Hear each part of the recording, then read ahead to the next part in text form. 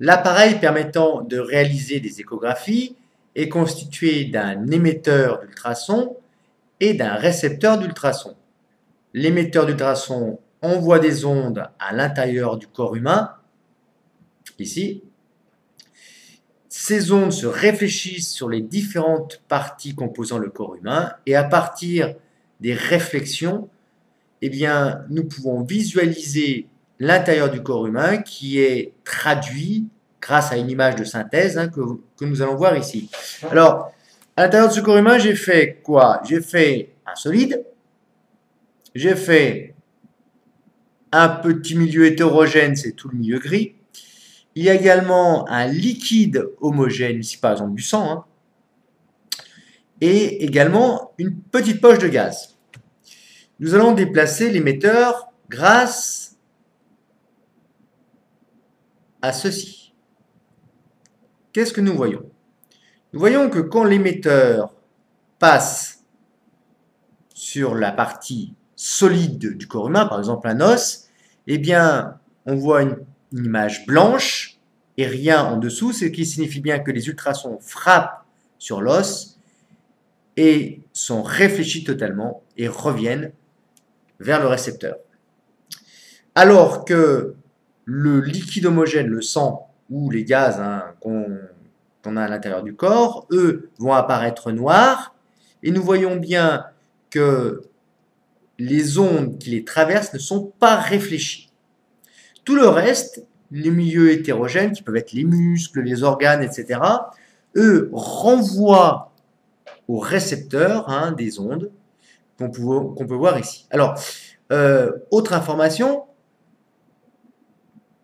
regardez quand l'onde ultrasonore arrive sur l'os. On voit un pic qui montre bien que le récepteur enregistre un maximum d'intensité. Ça veut dire tout simplement que l'ultrason est très très bien réfléchi.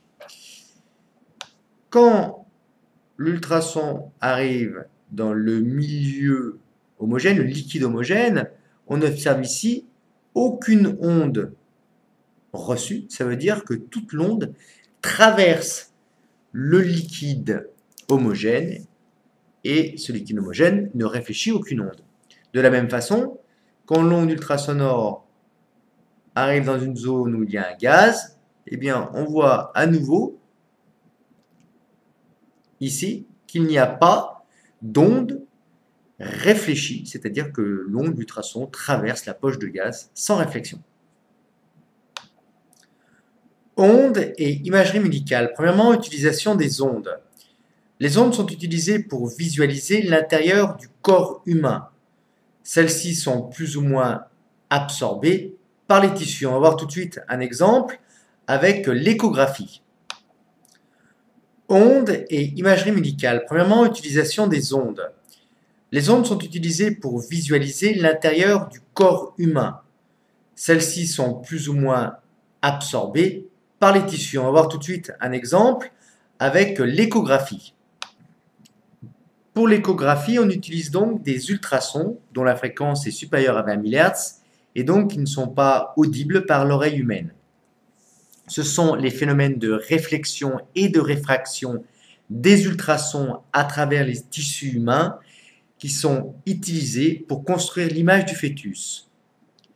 Un solide, l'os par exemple, réfléchit pratiquement la totalité des ondes ultrasonores. Il apparaîtra blanc à l'échographie. Un gaz ou un liquide homogène ne réfléchit pas l'ultrason, il ne fait que le transmettre. Il apparaîtra noir à l'échographie. Un milieu hétérogène, muscles, organes, etc., réfléchit un peu l'ultrason. Il apparaîtra gris à ce moment-là. Une remarque, pour visualiser le squelette, on utilisera plutôt des rayons X. Grâce à cette excellente animation d'Australo.net, nous allons dessiner l'image de cet enfant et savoir si c'est un garçon ou une fille. On déplace l'émetteur et le récepteur. À noter que ici nous avons le milieu hétérogène, muscles, etc. Ici le placenta qui est un liquide homogène. Les os du bébé sont représentés en noir et ils vont être représentés sur l'échographie ici en blanc, car ils réfléchissent bien les ultrasons. Voilà. Alors, filles ou garçons?